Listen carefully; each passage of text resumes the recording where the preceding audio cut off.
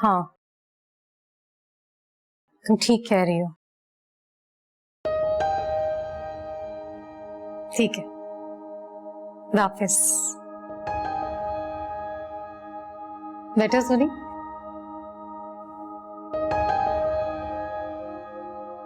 क्या कर रही थी आप मामा? कभी हमें भी वक्त दे दिया करें। रोशान हर वक्त बिजी रहता है, आप भी अपने रूम में रहती हैं।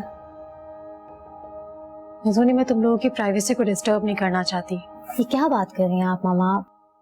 आप भी अब इस घर का हिस्सा है। मामा, आप खुद को इतना लोनली फील क्यों करती हैं? ऐसी कोई बात नहीं है। अच्छा, फोन पे किससे बात कर रही थी आप? तुमने एक दफा मुझसे पूछा था ना कि मैं यहाँ तुम्हारे पास आने के लिए राजी कैसे हो गई। जी, मगर आपने बताया नहीं था। मुझे नायाब ने बहुत समझाया था क्या? कि मैं तुम्हारे पास आ जाऊं।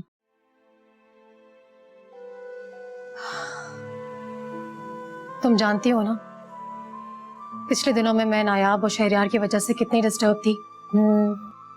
मामा, लेकिन आपने तो नायाब आंटी से माफी मांगी थी ना? उसके बाद तो आप काफी सेट हो गई थी।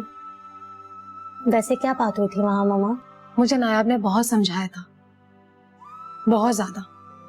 क्या? यही कि मैं तुम लोगों के साथ तुम्हारे घर चली जाऊं। औलाद से बढ़कर इंसान का कोई सहारा नहीं हो सकता।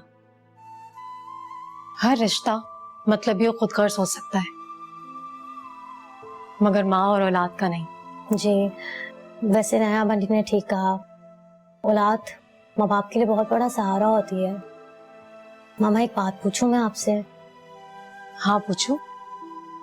जब नायाब आंटी ने आपको ये बात समझाई, आप तो फौरन समझ गई, और मैं भी तो आपको ये बात कितने दिनों से समझा रही थी, तब तो आपको समझ नहीं आई। मामा, क्या आपको कोई आसरा था कि शहरयार अंकल और नायाब आंटी आपको अपने पास रख लेंगे?